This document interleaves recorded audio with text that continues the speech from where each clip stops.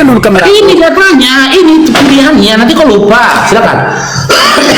Iya, ini saya mau tanya kamu loh. Saya nggak ngerti itu. Saya nggak. Ya udah, dengan apa kau tafsirkan ayat tadi? Dengan model apa kau tafsirkan? B, A disiplin ilmu, B omon-omon atau C handuk leher. Sekarang yang tiga-tiganya itu dari mana kamu dapatkan dulu? Oke, dengar. Ketika kita berupaya menafsirkan sebuah kalimat, ya harusnya tafsir yang kita sampaikan itu tidak lepas dari konteks. Ya gitu, tidak jauh dari konteksnya. Ini mau kau cocok mau logikan dari mana pula bait Allah itu menggambarkan kuburan. Membangun kembali itu kau baikin kau tafsirkan kepada kebangkitan. Makanya kau tanya disiplin ilmu apa yang kau gunakan ketika menafsirkan ayat itu. Aku jawab. Iya, silakan Dunia. Dengarkan ya. Kok kena? Kenapa? Udah. Oke.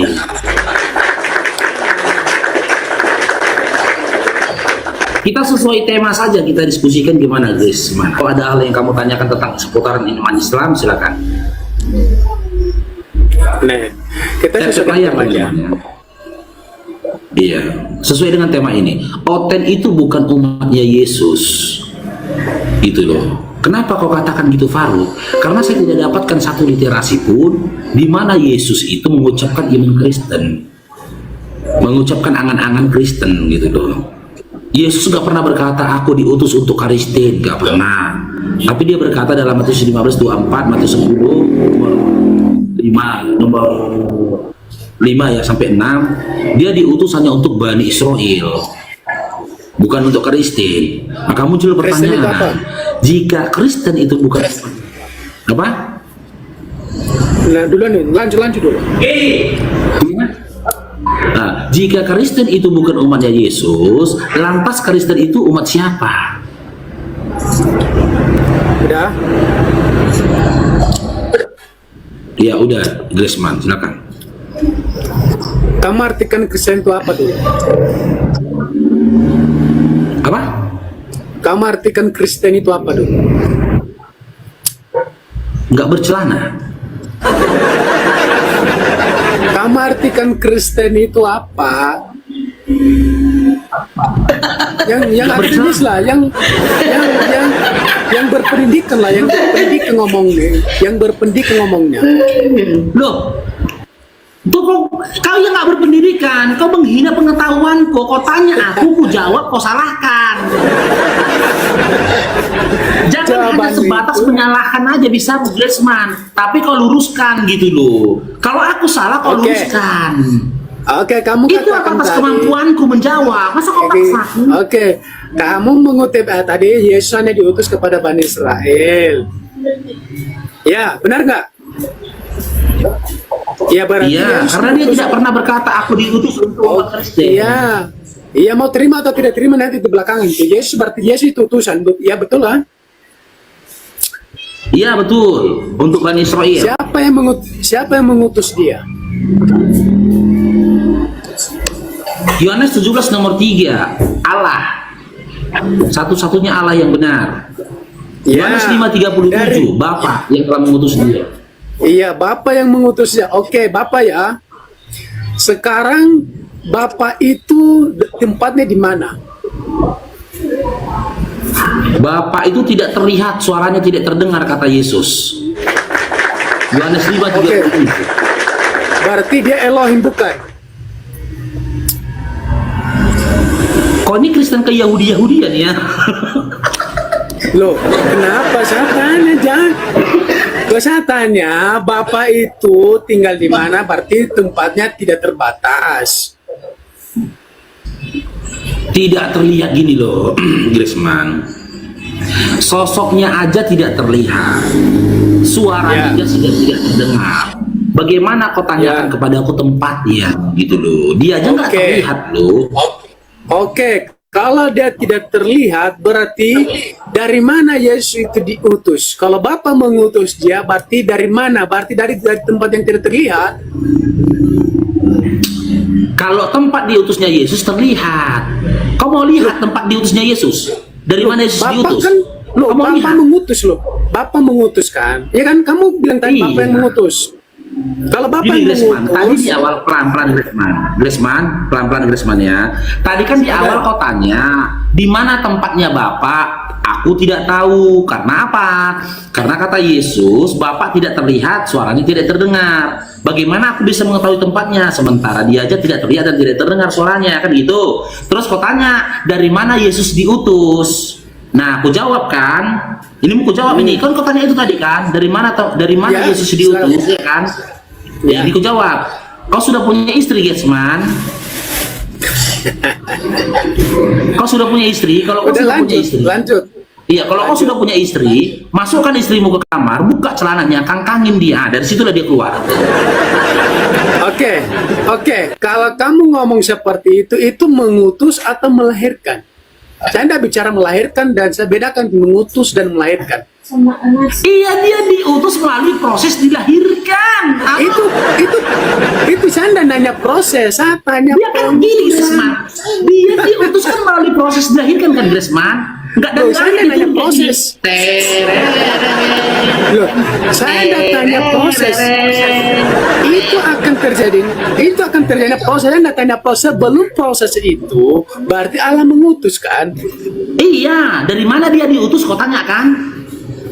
Iya, oke, itu nanti itu proses ya. Itu kamu sudah setuju itu proses itu ya. Nah sekarang saya tanya, Bapak mengutus ya kan? Kalau Bapak mengutus berarti dia diutus dari mana? Berarti dari tempat Bapak kan? Dari mana ada Bapak? Loh, ini apa? Gini Gresman ya. Mana? Dari mana dia diutus? Aku udah jawab. Kalau kau punya istri, bawa istrimu ke kamar. Nah, jangan lari ke situ. Kangkangin dia. Dari situ dia keluar. Jangan lari ke situ. Jangan lari ke situ. Jadi Yesus Yang keluar saya dari mana? ngomong, Dia keluar dari mana? Loh, yang Dia saya ngomong keluar dari mana, utusan. Gresman? Loh, yang saya bicarakan itu mengutus bukan untuk keluar dan melahirkan. Saya tidak bicara itu. Ketika Yesus diutus, dia keluar dari mana? Loh, saya bicara bukan kata melahirkan dan keluar. Saya tidak bicara itu. Yang saya bicarakan sama Anda itu mengutus. Siapa yang mengutus dan dari mana dia diutus? Bedakan loh mengutus dengan keluar. Jangan kau samakan dulu. Paham nggak? Oke. Sekarang menurut pemahamanmu, Yesus itu datangnya dari mana? Loh, siapa yang mengutus dulu? Karena kalau memang Bapak yang mengutus dia, Yesus yang mengutus Bapak. Sudah aku jawab, yang mengutus Bapak. Berarti yang dari mana diutus dari Bapak kan? Berarti Bapak itu kok katakan tempat? loh, Kok dari bagi Bapak? kami Yang mengutus bagi dia kami- itu Bapak.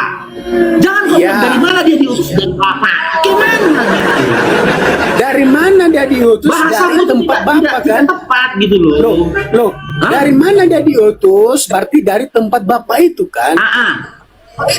Oke, sekarang saya tanya, siapa yang mengutus dia? Loh, Bapak udah dijawab tadi Bapak. Nah, dari mana dia diutus? Dari tempat Bapak itu. Dari sorga, bagi kami Dari dari nama sorga. Bapak, tapi berarti Bapak itu adalah tempat. Apa? Kalau kami tempat Bapak itu Suara adalah apa itu, sorga. Gresman? Sebentar. Hah? Suara apa itu? Udah, betul. Suara anak. Coba ulang-ulang. Apa tadi kau bilang? Bagi kami Iya, tadi apa kau Bapak bilang? Ya, dengarkan, tempat Bapak itu adalah sorga bagi kami Kristen. Oh, berarti tempat Bapak itu di surga. Iya, Bapak di kami di surga, Oke. ya dia di surga tempatnya lah. Nah, kelak kalian masuk surga. Masuk surga nggak akan kalian kelak. Saya dan jangan lari ke situ dulu. Yang saya tanya itu dari mana? Enggak, kalau Bapak di mengutus surga. dia? Dengar dulu, Gresman, bentar Gresman. Gresman, Bapak di surga. Ya kan? Ya. Yesus di surga. Pesuruhan di surga. Ya kan? Naga di sorga, iblis di sorga, kalian di sorga. Yang jadi pertanyaan, ngapain kalian di sorga? Loh, naga di Ngapain mana kalian di satu sorga? kapingan sama pesundal? Kamu gitu? ngomong kan naga di sorga, iblis di sorga di mana? Nih, kau pun kitab Wahyu nggak tahu kau. Oh, kamu Ada tanya ini. kelar kitab Wahyu. Membahas kitab Wahyu. Kamu paham kitab Wahyu enggak? Gimana? Kamu paham kitab Wahyu? Ya, kitab Wahyu itu adalah kitab yang ditulis Yohanes yang didapat dari penglihatan dia di Pulau Patmos. Iya. Nah, Terus? bagaimana cara memahami kitab Wahyu itu? Kamu tanya Anda. Bagaimana cara memahami kitab Wahyu itu? Matikan akalmu, bikin dirimu gila, paham gak tuh? Aduh, udah mulai ngabur nih ya kan? Inilah jawaban kalian ini. Ya, ini katanya ini. Setiap kau bertanya aku jawab gak terima kan? Loh, kamu itu nggak berbobot gitu loh, makanya kalian keliru memahami kitab Kristen. Nah, itulah pemahaman kalian. Iya kan, Jadi itulah gimana? pemahaman kalian. Gimana memahami kitab Wahyu gimana? Ya udahlah, kau kasih lah solusinya. Kalau Loh, memang itu jawabanku salah, udah, kau kamu kasih sudah sekali keliru. loh. Loh, bagaimana kamu Hah? matikan akal? Nah, itulah ngaburnya itu. Nah, saya sudah tahu pemahaman kalian seperti itu. Oke. Buktikan ya, kenapa harus mematikan akal memahami kitab Wahyu ya? Buktikan. Sana ke situ udah, nanti Buktikan. malu sendiri nanti. Udah Hah? malu sendiri nanti. Oh, kau takut malu ya udah. Kalau Udah, bukan. Nanti kamu malu sendiri nanti. Nggak bisa kamu. ya udah, jadi kayak Sekarang kita Kenapa kembali kamu yang konteks. malu? Hah? Sekarang kita kembali konteks. Nanti kamu malu sendiri. Kamu di situ nanti. Udah, kita kembali konteks. Jadi kayak Oke. mana sekarang? Dari mana ya? Dari mana itu dia diutus? Dari mana Yesus itu Buang, diutus? buang kata-kata melahirkan ya. Buang kata-kata itu. Jangan kita pakai dulu itu dulu. Sekarang kita bicara Gini loh. diutus. Nah, kenapa? Grisman, jangan gini Grisman, ketika kau bertanya kepada seseorang, jangan kau persempit jawabannya. Jangan kau inginkan aku menjawab sesuai dengan keinginanmu. Supaya gitu. Itu kita namanya menemukan diskusi. loh. Supaya kita menemukan, jangan meluas. Kita bicara khususkan untuk Ya sudah, mengutus. ya sudah. Ini ku jawab ya. Nanti kalau memang salah kau luruskan, silakan. Dari mana dia diutus? Kalau kau mau tahu tempat asal muasal dia diutus, bawa istrimu ke kamar, buka celana nih kan celananya kan tengok dari situ ada tanda. Udah Ya kan? mulai nih. Kalau memang aku salah, kau luruskan gitu loh. Dari mana? Udah mulai nih. Dia udah kasih datanya, dia datang dari mana? Dia diutus dari mana? Saya sudah jawab tadi. Saya sudah jawab. Masa Dari mana? benar tadi? Loh, dari surga kok. Mana datanya? Datanya mana? Oke, Yohanes 17:3 itu saya bacakannya.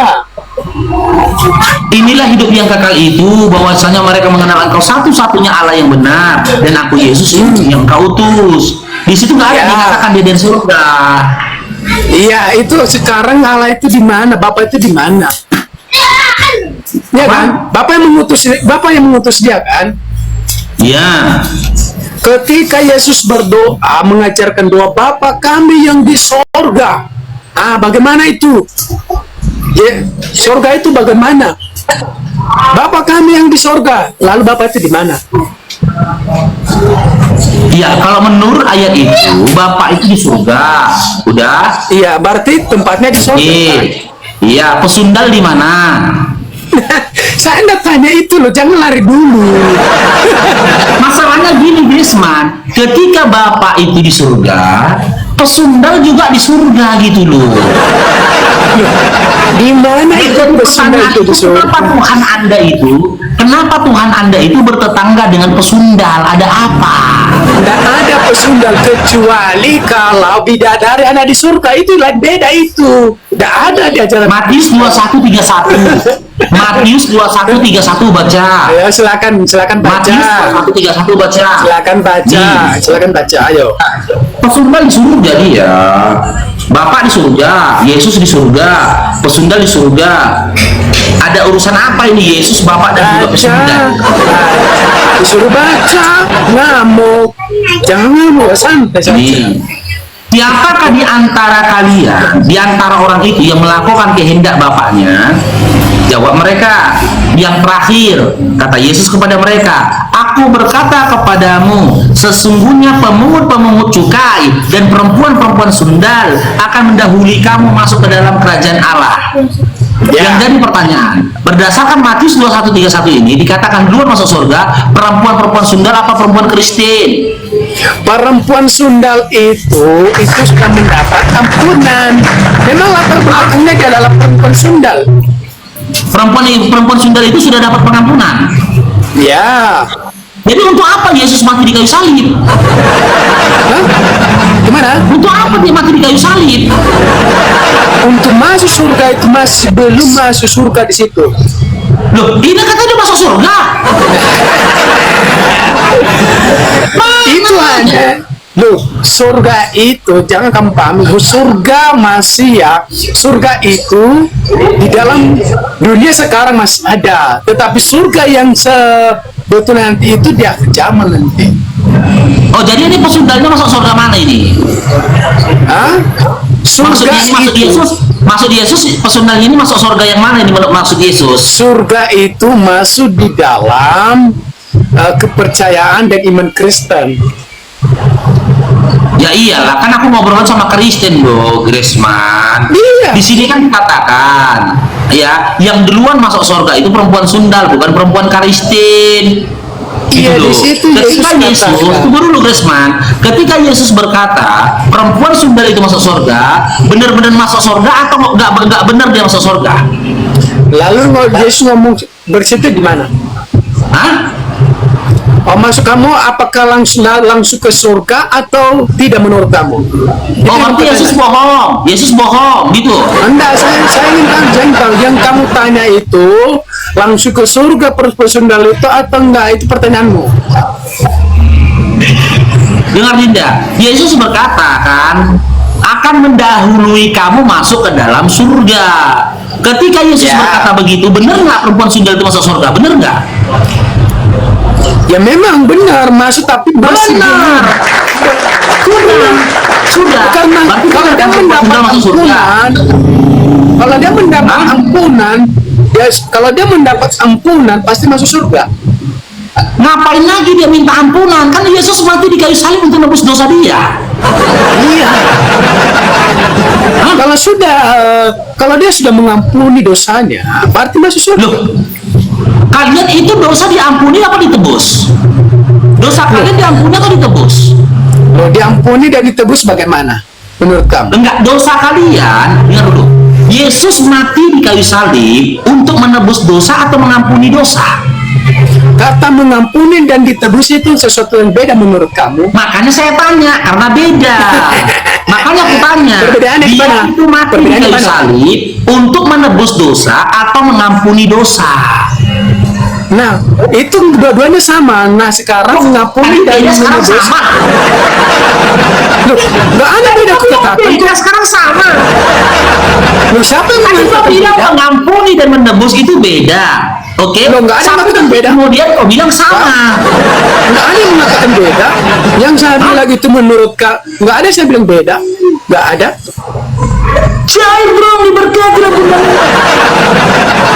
mengampuni dan menebus itu sama atau beda? Sama, nggak ada yang mengatakan beda. Oke, sama aku anggap kan? Oke, berarti ketika si Yesus ngomong berbicara dalam Matius 21 nomor 31, pesundal sudah masuk surga, waktu itu dosa pesundal itu sudah diampuni nggak? Iya, sudah diampuni. Lantas ngapain lagi Yesus mati di kayu salib? Oh, itu hanya satu orang yang ditebus itu ya, hanya satu orang yang dapat pesundal itu. Yang lain menebus untuk dengar ya, untuk mengampuni satu orang saja, untuk mengampuni satu orang saja, dia nggak perlu mati kan di kayu salib kan? Iya kan? Loh, dia kan hanya mengampuni satu orang saja kan? Iya, ketika dia mengampuni pesundal tadi, dia nggak perlu mati di kayu salib kan? Loh, kenapa? Itu memang kan salib itu manusia. Yesus sudah mati di kayu salib, pesundalnya sudah diampuni. Dulu, memang salib itu memang dalam rencana Allah harus digenapi itu. Tetap Ya, jalan melebar lagi gitu ini. Kenapa? Karena salib itu harus terjadi. Loh, memang salib itu harus terjadi. Harus jalan itu. Walaupun dia mengakui personal itu, tetap Udah, penyaliban kita itu bahas jalan. aja lah ya. Kita bahas lagi nih ya. Salib itu keinginan siapa? Kita bahas boleh? Oh, mau bahas Itu itu. kita bahas sekarang. Itu kita bahas sekarang. Mau bahas itu. Oke, karena aku melebar ke sana. Penyaliban Yesus di kayu salib itu atas keinginan siapa? Keinginan Allah.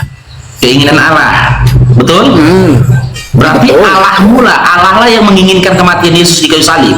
Ya sudah jelas. Oke, sekarang baca Yohanes 8 nomor 40 sampai 44. Baca aja lah, kamu yang ngutip surat baca. Jijik yang kalau baca Bible. Lo bukan diri kamu yang ngutip suruh orang Gimana ya? baca. Saya ulangin lagi ya, jangan berubah lagi nanti statementmu. Kematian Yesus di kayu salib, pembunuhan yang terjadi terhadap diri Yesus di kayu salib, itu atas keinginan siapa tadi? Sudah kamu dengar tadi, jangan diulang, baca Ya, aja lah. saya untuk klarifikasi lagi, biar lebih tegas. Udah Keinginan baca siapa? saja, baca saja. Ya, atas keinginan siapa tadi? Udah baca. Atas keinginan siapa tadi kau bilang? Aduh, baca. Aku suruh kau baca dulu. Ntar ya, aku tunjukkan sama yang besar nih. Yohanes 8 nomor 40 sampai 44 nih.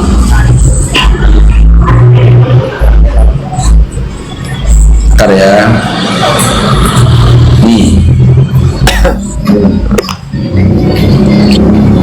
Ingin bapakmu itu yang kamu tunjukkan ya. Tetapi yang kamu kerjakan ialah berusaha membunuh aku. Aku, tak orang yang mengatakan kebenaran kepadamu, yaitu kebenaran yang kudengar dari Allah. Pekerjaan yang demikian tidak dikerjakan oleh Abraham. Kamu mengerjakan pekerjaan bapakmu sendiri. Jawab mereka, kami tidak dilahirkan dari zina. Bapak kami satu, yaitu Allah. Kata Yesus kepada mereka, jikalau Allah adalah bapakmu, kamu akan mengasihi aku, sebab aku keluar dan datang dari Allah. Dan aku tidak akan datang, dan aku akan datang bukan atas kehendakku sendiri, melainkan untuk Dia yang mengutus aku. Apakah sebabnya kamu tidak mengerti bahasaku? Sebab kamu tidak dapat menangkap firmanku. Iblislah yang menjadi bapakmu, dan kamu ingin melakukan keinginan bapakmu. Ia adalah pembunuh manusia sejak semula, dan tidak hidup dalam kebenaran, sebab di dalam dia tidak ada kebenaran. Apabila ia berkata dusta, ia berkata atas kehendaknya sendiri, sebab dia adalah pendusta dan bapa atas segala dusta. Jika kau katakan penyaliban itu adalah keinginan dari Allah itu sendiri, berarti berdasarkan narasi Yesus dalam Yohanes 8 nomor 40 sampai 44, yang mengutus Yesus ke atas bumi ini adalah iblis. Yang mengutus apa? Siapa yang mengutus Yesus? Iblis. Dari mana Yesus, iblis itu mengutus Yesus? Oke, kita kaji pelan-pelan ya, tenang Krisman ya. Oke. Allah yang menginginkan kematian Yesus, dia adalah sosok yang mengutus Yesus, bukan? Apa? Allah yang kau katakan tadi, Allah yang mengutus Ya. Yesus, yang menginginkan kematian Yesus di kayu salib, apakah dia adalah Allah yang mengutus Yesus? Ya. Oke, Yohanes 8 nomor 40 sampai 44 yang kita baca tadi, ya. Yang menginginkan kematian Yesus siapa? Iblis atau Allah? Allah. Kenapa? Ya saja saya Allah. Kenapa? Di dalam Yohanes 8 44 tadi loh Dinda, yang ingin Ya. membunuh Yesus itu iblis atau Allah? Ya, oke. Kalau kamu mengacu kepada iblis, lalu yang membuat tindakan iblis itu membungkun siapa? Jawab dulu. Dalam Yohanes 8 nomor 40 yang kubaca Memang tadi, saya tahu. yang Saya ingin tahu, membunuh saya tahu. Yesus itu siapa? Iblis atau Allah? Saya tahu anak kamu itu mengacu kepada iblis. Iya, siapa? Pertanyaan Jawab saya. dulu. Jawab, iblis atau Allah? Kan Yesus itu terbunuh, iblis atau Allah berdasarkan Yohanes 8 tadi? Iblis atau Allah? Membumbun di situ itu mengarah kepada salib atau bukan? Nanti dulu Dinda kita kesananya. Nah, Penyaliban itu beda, Yang beda, menginginkan, beda. yang ingin membunuh Yesus dalam Yohanes 8 nomor 40 tadi, iblis atau Allah? Udah kubaca lo tadi ayatnya samamu. Iblis atau Allah? Iya, membumi Jawab dulu. di situ itu Iblis atau Allah? sebentar dulu. Jawab Jadi, dulu. sebentar dulu, kita harus jelaskan membumi di situ. Jangan Iya, iblis sampai atau Allah yang menginginkan Yesus mati tadi dalam Yohanes 8, iblis atau Allah? Allah menyuruh iblis untuk menginginkan kematian Yesus itu. Oh, berarti Allah kerjasama sama iblis untuk membunuh Yesus. Enggak, bukan Allah bersama, Allah menyuruh mati. Tadi Untuk berarti Allah mati. bunuh iblis. Loh, iya memang. Cepat terkenal Berarti iblis. kalimat itu. Iya, berarti Allah kerjasama sama iblis supaya membunuh Yesus. Bukan tidak kerjasama, Allah memakai. Baik itu tentara Romawi itu Allah pakai itu supaya tergenapilah penyaliban itu. Oh, berarti Tuhan kalian kerjasama sama iblis, kerjasama Nggak sama ada tentara kata kerjasama. Romawi untuk membunuh Yesus. Enggak, saya tidak mau kerjasama Romawi karena lebih duluan Allah dengan iblis. Bagaimana Oh, kamu berarti- kata kerjasama? Oh, berarti Allah dulu yang membunuh Yesus. Loh, bagaimana kamu kata kerjasama? Kerjasama itu adalah sama-sama derajat. Tidak bisa. Kalau iblis tidak ingin membunuh Yesus, apakah Yesus terbunuh? Itu adalah semua itu sudah diatur oleh dia, yaitu Allah sendiri. Kalau Oke. iblis itu dipakai oleh Allah dan tentara Romawi itu dipakai untuk menggenapi itu. Oke. Allah, ya Tuhan, Allah Bapa itu mengkehendaki supaya Yesus mati terbunuh di kayu salib. Oke, Yohanes 8 nomor 40. Jantro,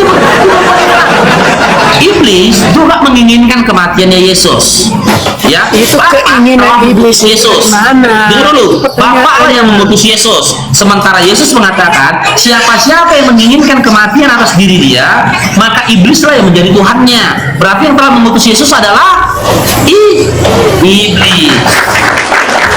Loh, iblis di mana? Kamu paham dong? Dia tidak berkata kepada iblis, dia berkata kepada orang-orang di situ. Ya, apa perkataannya kepada orang-orang di situ? Apa di situ? Iya. Apa kata Yesus kepada orang-orang di situ? Ya apa di situ? Jika kamu berasal dari Abraham, ya, pasti kamu mengasihi aku. Tapi Ya. kamu apa yang kamu lakukan ingin membunuhku.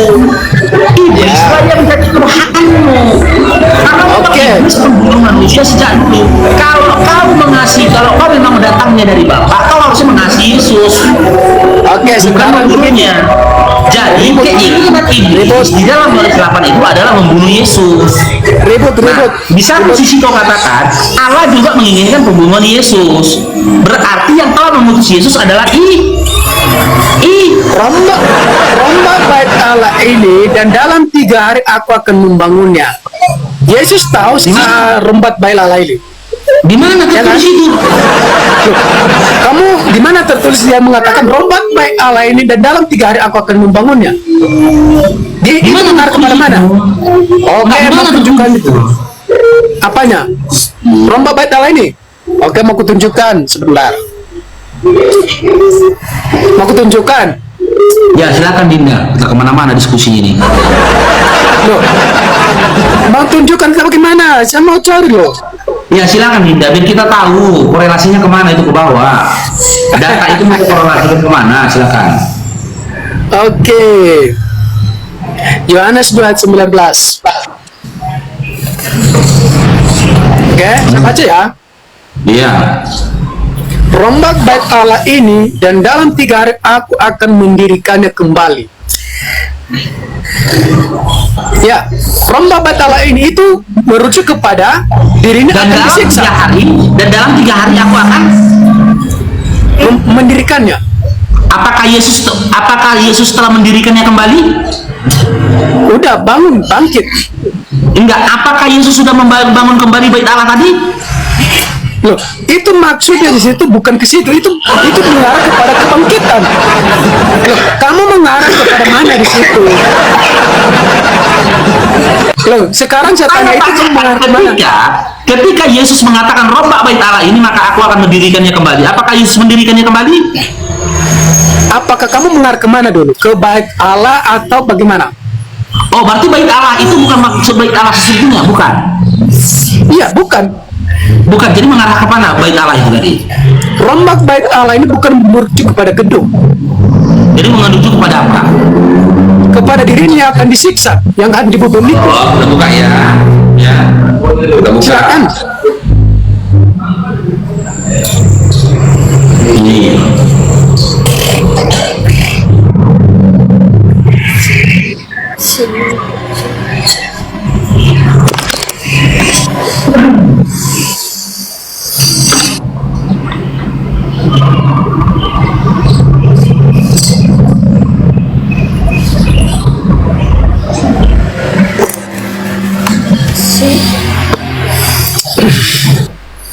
Bait Allah, ya, Baitullah sebenarnya bahasa Arabnya ya. Dalam sebagian kepercayaan umat Kristen Ya, di kalau Indonesia dalam arti itu dikaitkan saya- dengan bait suci. Bahasa Ibrani-nya itu Hamikdas. Tiberian ini bahasa Arabnya bahasa Arabnya itu ya Al-Maqdis, atau disebut juga sebagai bait Yerusalem, atau di bait Salomo, ya, bait Salomo sebagai tempat peribadatan. Bait Anda mengarah ke situ. tempat peribadatan. Ketika Saya Yesus tidak mengarah ke memerintahkan situ. dirubahkan di rombak bait Allah itu tadi, di 3 hari kemudian, apakah Yesus benar-benar mendirikannya kembali? Tidak. Karena di dalam Yohanes 8 nomor 59 Yesus lari Udah. di depan bait Allah. Ketika dia mau dilempar batu, dia lari, nggak balik-balik lagi. Kamu memahami itu rombak? Dia ada di situ. Yohanes 8. Oke. Dilempar Kalau batu, kamu dia lari. Kalau kamu mengartikan secara harfiah di situ bahwa rombak bait Allah itu apakah sudah dirombak, apa bait Allah itu sudah dirombak enggak? Kalau kamu tidak mengarah dirombak. kepada Tidak kalau dirombak kamu pada saat itu. mengarah Tidak, kemudian tidak dirombak bait Allahnya. Nah, itu bukan merujuk ke situ. Yang merujuk situ rombak bait Allah ini adalah merujuk kepada dirinya akan disiksa dan dalam 3 hari itu merujuk kepada kebangkitan. Oke, sekarang saya tanya, ya, berarti kau menafsirkan seperti itu kan? Oke, Loh. ketika kau menafsirkan seperti itu, ilmu apa yang kau gunakan? A, disiplin ilmu, dengan hal apa kau gunakan itu? Menafsirkan itu. A, dengan disiplin ilmu. B, Oh. dengan omot-omot. Atau C, dengan handuk leher. Dengan apa kau Sekarang saya menafsirkan? tanya, kalau Dengan kamu apa kau mengartikan menafsirkan ayat itu? Saya ulangi. Nih, dengan apa kau menafsirkan ayat itu tadi? Nih, saya ulangi ya. Dengan apa kau menafsirkan ayat itu tadi? A, disiplin ilmu. menurut kamu ya, menurut B, omon-omon. Atau C, handuk leher. saya ikuti pilihanmu ya. Iya, Ya, iya. Dengan mau apa? ikut ikut kemauanmu. Iya, dengan apa kamu menafsirkan ayat itu tadi? A, disiplin ilmu. B, omon-omon atau handuk leher. Ya, mau. Udah, sebentar. Coba Iya, balikan dengan kamera. apa? Balikan kamera. Dengan apa? Balikan dulu kameranya. Hah? Balikan dulu kamera. Ini datanya, ini pilihannya. Nanti kau lupa. Silakan. Iya, ini saya mau tanya kamu loh. Saya nggak ngerti situ. Saya naik. Ya udah, dengan apa kau tafsirkan ayat tadi? Dengan model apa kau tafsirkan? B, A, disiplin ilmu. B, omon-omon atau C, handuk leher. Sekarang yang 3-3-nya itu dari mana kamu dapatkan dulu? Oke, dengar. Ya. Ketika kita berupaya menafsirkan sebuah kalimat, ya, harusnya tafsir yang kita sampaikan itu tidak lepas dari konteks. Ya gitu, tidak jauh dari konteksnya. Ini mau kau cocok mau logikan dari mana pula bait Allah itu menggambarkan kuburan. Membangun kembali itu kau tafsirkan kepada kebangkitan. Makanya kau tanya disiplin ilmu apa yang kau gunakan ketika menafsirkan ayat itu. Lah, saya gunakan yang kamu pakai itu caramu itu tadi. Iya, disiplin ilmu apa yang kau gunakan? A, disiplin ilmu, B, omongan atau dengan nahdu leher. Dengan apa kau tafsirkan tadi? Mau dengan modal apa kau menafsirkan ayat itu tadi? Dengan seperti apa yang kau katakan tadi? Dengan modal apa? Mau aku jawab? Iya, silakan Dinda. Dengarkan ya. Kok kena? Kenapa? Kenapa dia? Kok jadi keluar Roh Kudusnya? Emosi cewek. Coba lah, emosi. Nggak aja dia. Kalau debat emosi kayak anak kecil.